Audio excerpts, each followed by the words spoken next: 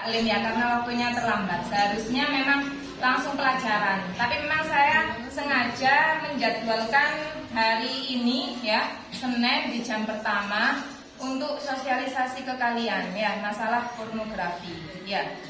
Jadi saya nggak tahu di sini ada yang nggak masuk atau enggak. Nanti saya pengen tahu absennya yang nggak masuk hari ini. Saya pengen semua dapat materi ini. Jadi kalau bisa jangan sampai ada yang ketinggalan. Dengarkan ya. Terkait menindaklanjuti yang kasus kemarin ya, karena kan kemarin yang disidak itu kelas 9 dan kelas 78 itu belum ada pemeriksaan, dan itu pun baru tahu yang ketahuan, belum lagi yang tidak ketahuan. Maksudnya ternyata HP yang dibawa bukan HP yang biasa dipakai, kan nggak tahu ya. Itu yang, dan saya yakin itu kejadian semacam ini tuh sebenarnya bukan hal yang jarang. Maksudnya terjadi di semua orang yang seusia kalian di sekolah manapun ya. Jadi pornografi itu ya, semua tontonan, baik itu gambar ya, baik itu gambar foto ya, ataupun bacaan ya, ataupun video yang itu sifatnya merangsang nafsu birahi manusia ya. Jadi bukan pola video, walaupun itu foto kok pakaiannya seksi ya, ataupun tulisan novel tapi isinya jorok ya, itu termasuk pornografi. Paham ya? Nah, pornografi itu, dengarkan ya, biar kalian nggak terlibat jauh. Pornografi itu banyak dibahas. Kenapa? Karena bahayanya itu besar. Tunggu ya. Pornografi itu banyak dibahas karena bahayanya besar. Tapi tidak semua sekolah dan semua guru itu membahas. Biasanya bahasannya itu di seminar-seminar, terus atau di apa, dan itu tidak semua siswa atau orang itu dapat materi itu ya. Saya takutnya kalian merasa bahwa konten itu kesalahan kecil, bukan kesalahan besar ya. Jadi nganggap biasa ya. Saya nggak mau kalian nganggap perbuatan lihat foto seksi, baca-bacaan itu atau nonton itu kesalahan kecil. Itu bukan kesalahan kecil ya, itu kesalahan besar. Saya jelaskan dua hal, kerugian dan tingkatan penyakit ini. Saya bahas dulu yang masalah tingkatan. Kemarin saya sebelum ngomong ke kalian, saya cari bahan bacaan dulu, video dan bahan bacaan tentang pornografi. Saya bahas masalah tingkatan pornografi ya. Dengarkan ini, pornografi itu kalau sudah kalian tonton, itu dampaknya itu ada kalau takut saya 3 ya.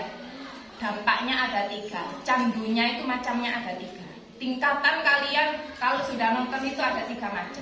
Kalau sampai kalian ke tingkatan yang tertinggi, itu kalian harus ke dokter psikiater, dokter kejiwaan. Saya nggak pengen kalian sampai ke tingkatan ini. Dan kadang orang nggak merasa kalau dia sudah sakit seperti ini ya. Tingkatan yang pertama itu kalau kalian cuma iseng itu maksudnya lihat HP, nggak sengaja ada iklan lewat, nonton, habis itu nggak iseng, itu namanya iseng. Tingkatan iseng. Dan lihat lagi ya. Tingkatan yang kedua ya, itu kalian rutin, mesti ada, entah seminggu sekali, entah apa, tapi mesti rutin ya. Itu agak tinggi sudah. Yang paling berbahaya itu adalah tingkatan ketiga. Kalian kalau nggak nonton merasa nggak enak dan merasa cemas. Itu tingkatan paling tinggi. Dan itu biasanya nggak bisa diobati sendiri kalau tidak bantuan psikiater atau dokter kejiwaan. Mau kalian sampai ke tingkatan ini? Mau kalian sampai ke tingkatan ini? Kalau kalian nggak mau sampai ke tingkatan ini, Ya, siapapun kalian yang pernah lihat gambar yang pakaiannya minim ya, apalagi nonton video, hentikan sekarang juga. Ya, walaupun iseng Neng, kamu jangan bilang iseng. Kemarin saya nonton banyak referensi video ya, bahwa tontonan itu sifatnya seperti pil dan minum. Sifatnya apa? Pil dan minum itu, narkoba dan minuman itu sifatnya adik atau candu. Saya takut salah istilah ya. Sifatnya itu candu. Ngerti candu? Candu itu ketagihan. Jadi walaupun nonton itu bukan barang yang dikonsumsi, tapi sifatnya candu. Sekali kalian nonton dan merasa seneng, ada keinginan untuk nonton lagi. Ya. Dan bahayanya pun sama. Ya, bahayanya sama, Bella. Ya, bahayanya sama. Ya. Bahayanya sama gimana? Kemarin saya itu lihat video yang lain, itu video tentang penjahat pembunuhan berantai di luar negeri. Entah kalian pernah nonton atau enggak. Jadi ada salah satu pembunuh buronan yang itu menjadi buronan FBI gitu ya. Jadi sampai polisi internasional karena dia punya kejahatan besar membunuh berantai sekaligus memperkosa perempuan. Jadi diperkosa dibunuh. Itu berantai. Sampai saking besarnya kesalahan dia, saking banyaknya yang dibunuh ya. Akhirnya dia dijatuhi hukuman mati oleh itu. Sebelum dijatuhi hukuman mati, beberapa jam sebelum dia dijatuhi hukuman mati, dia diwawancara. Diwawancara dia bilang gini, saya sangat tersentuh dengan wawancaranya. Dalam kalimatnya kalau diterjemahkan bahasa Indonesia gini, saya itu lahir dari keluarga biasa yang taat beribadah ya, karena dia kan Kristen. Anggap kalau sama Islam itu ya sholat, orang tua saya juga sholat. Saya bukan dari keluarga penjahat ya.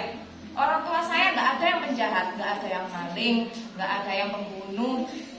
Orang tua saya baik, keluarga saya baik semua. Tapi saya memang bukan dokter psikiater dan saya memang bukan tidak mendapat pendidikan tentang itu. Tapi saya punya kesimpulan dari pengalaman saya, dia bilang kayak gitu. Hampir semua orang yang terlibat dalam kejahatan pembunuhan dan pelecehan seksual ya, itu adalah orang yang awalnya suka nonton video porno. Hampir semua yang terlibat dalam kejahatan itu dialami. Terus dia bilang gini, orang tidak tahu dari mana awalnya saya terjerabut dari rasa kemanusiaan gitu. Orang taunya saya saat ini jadi buronan, tapi mereka tidak tahu ketika saya sejak umur 9 tahun, ya 9 tahun itu artinya SD ya.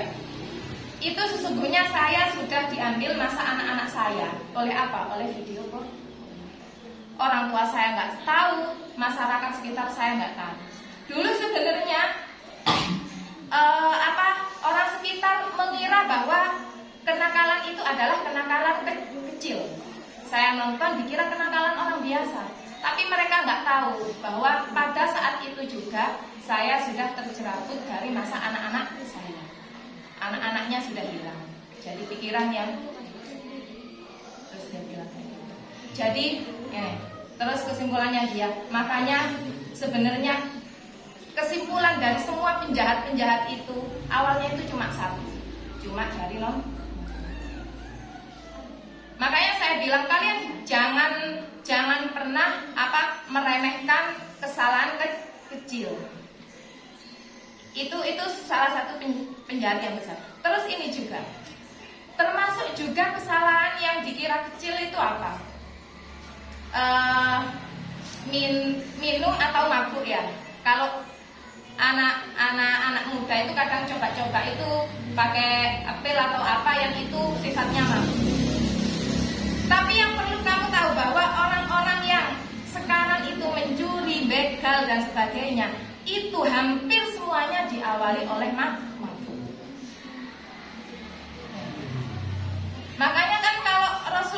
menjelaskan itu kan bapaknya kejahatan itu apa? Mabuk kan, minum. Orang bisa melakukan kejahatan besar itu karena minum.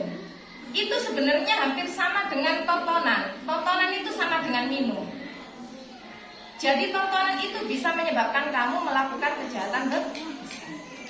Kalau kamu tidak ingin ya itu berlangsung sampai parah, maka sekarang karena kemarin saya nonton itu yang jadi pembicara itu ada yang dia mantan pernah lihat. Dia bilang, betapa susahnya saya ingin lepas dari kecanduan ini. Makanya yang belum sampai kecanduan hentikan sekarang ya. Yang belum pernah nonton jangan coba-coba karena iseng nonton. Jadi untuk sesuatu yang haram itu kalian jangan iseng ya. Mencuri, oh iseng 1.000, jangan iseng loh. Kalau haram itu jangan iseng. Oh ada geledakan uangnya temennya 5.000 di meja, kan itu kecil. Tapi karena itu haram jangan iseng kamu. Ya. Tontonan, oh ini cuma tontonan dikit, jangan iseng. Oh temennya ngasih minuman, oh ini loh cuma apa, tapi itu minuman yang memabukkan. Pokoknya saya bilang jangan macam-macam, termasuk ya meninggalkan sesuatu yang wajib itu jangan iseng. Itu dulu pernah saya ketemu, biasanya puasa kok diajak temennya, oh ayo batal sekali membatalkan puasa. Kamu nggak keren loh kalau nggak membatalkan puasa. Maksud dari wong nurut kok nggak sesekali membatalkan puasa, maksudnya nggak puasa. Membatalkan puasa kan meninggalkan barang wajib. Tapi karena dia berusaha iseng, ya apa sih kalau berteman dan tidak puasa, itu kan iseng. Tapi ya dari iseng kamu yang itu ya, ketika itu dipelihara ya, itu akan menjadi sesuatu yang besar. Yes. Itu masalah candu ya, masalah candu. Terus masalah bahayanya. Dengarkan ya bahayanya. Ini kemarin saya cari referensi, baik itu di menurut hukum agama atau menurut kesehatan. Saya terangkan dulu yang menurut kesehatan kan tuh ya. Kurang tidur atau karena membosankan. Saya nggak siap menyiapkan video memang ini karena waktunya terbatas kemarin. Saya banyak kesibukan. Dengarkan untuk bahaya kesehatan. Ini kalian nanti bisa nonton ulang, cari bahaya pornografi bagi otak. Kalau nggak percaya, saya jelaskan dulu. Jadi kalau secara kesehatan ya, dalam otak kalian itu ada sel atau istilahnya bagian otak yang disebut dopamin.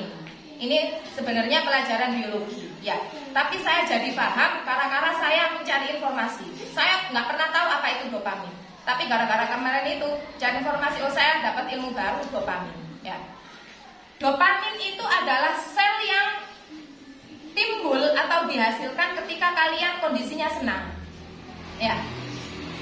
Contohnya itu enggak hanya baik, itu dopamin itu bisa negatif atau positif. Contohnya yang positif gimana? Kamu kalau makan kan seneng ya, makan bakso enak kan seneng. Itu menghasilkan dopamin. Tapi kalau kenyang, dilanjutkan makan apa enggak? Kan enggak. Berarti kalau sudah kenyang enggak makan, dopaminnya berhenti. Ya. Kamu bercanda dengan teman, seneng kan? Berarti dopaminnya keluar. Tapi akan ada capeknya, ya. Ketika kamu capek dan berhenti bercanda, maka dopamin itu nggak menghasilkan lagi. Nah, yang jadi masalah adalah tontonan itu nggak ada capeknya. Sama kalau kamu makan itu nggak mungkin kamu bisa habiskan 2 piring, pasti paling banter 1 piring. Dopamin itu akan berhenti. Tapi kalau kamu nonton itu bisa bertahap, nggak cuma 10 menit, bisa 1 jam, bisa terus loh. Dopaminnya kan nggak berhenti. Kalau dopamin sudah nggak berhenti, dopamin itu akan berlebih dan bisa menjadi racun.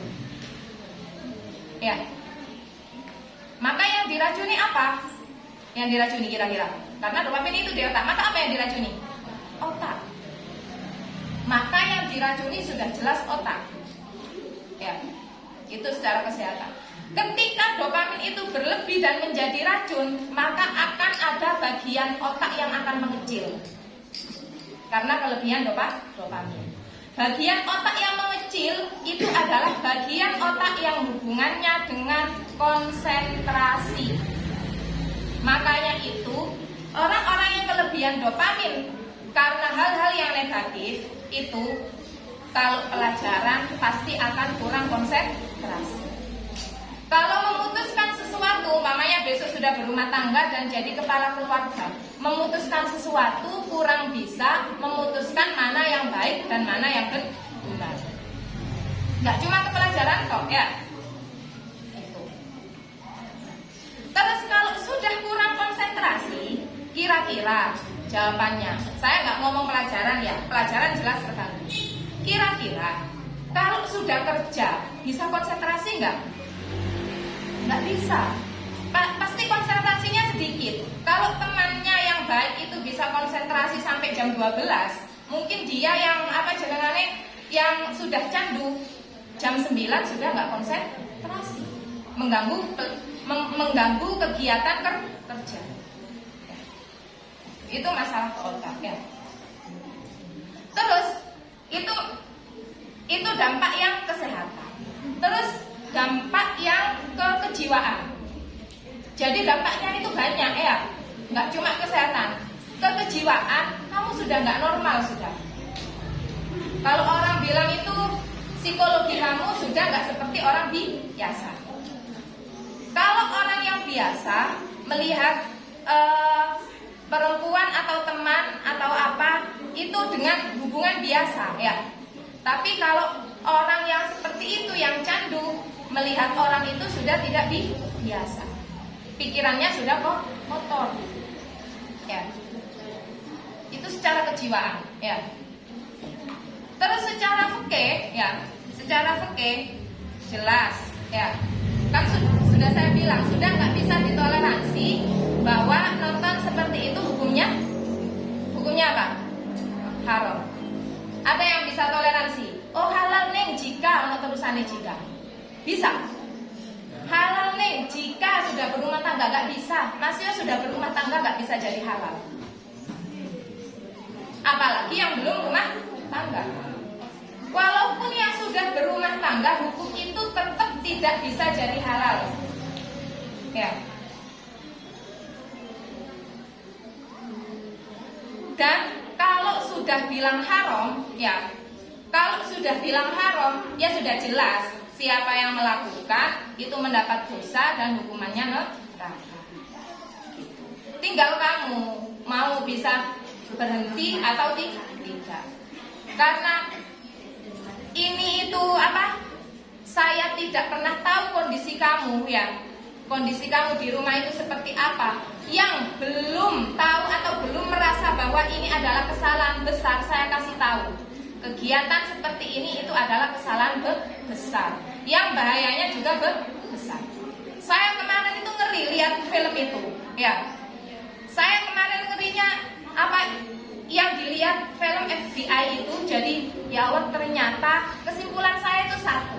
Semua kejahatan besar itu berasal dari perilaku kesalahan yang kecil. Termasuk juga yang kemarin ada yang ditangkap polisi gara-gara jambret. Itu saya diskusi sama Mas I, Pak, apakah orang itu kurang nafkah sehingga sampai nyolong? Ataukah kenapa? Ya enggak. Semua orang yang nyolong itu pasti ngepil dulu. Semua orang yang nyolong itu pasti minum. Nggak mungkin kerja itu nggak bisa nyukupi makan. Sama dengan kejahatan itu, orang yang jadi buronan karena kejahatan itu, dia punya kesimpulan. Semua orang yang terlibat kejahatan di pembunuhan ataupun di pelaku kekerasan seksual itu hanya akibat tonton. Ya. Dan itu pernah terjadi kasus di SD, pernah, masih kalian ingat atau sudah lupa? Ingat masih ya? Itu apa? Karena apa menurut kalian? Tontonan. Ya. Itu kan nggak normal psikologinya. Mana mungkin anak SD sudah kepikiran kayak gitu? Kan nggak normal. Sakit kan psikisnya, jiwanya sakit. Jadi saya bilang sakit jiwa itu nggak cuma orang gila ya. Jangan sampai kamu sakit jiwa, kamu nggak gila tapi kamu sakit jiwa ya. Mau kamu sakit jiwa? Enggak kan? Kalau kamu nggak pengen sakit jiwa, ya perbaiki tontonan kamu, perilaku kamu perbaiki. Karena orang itu kadang nggak dikasih sakit jiwa, tapi dia membuat dirinya sakit jiwa dia sendiri.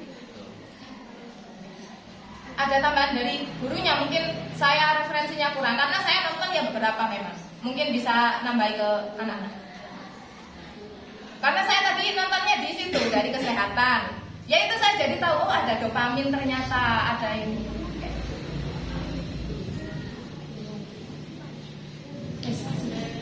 Nambah ya Pak?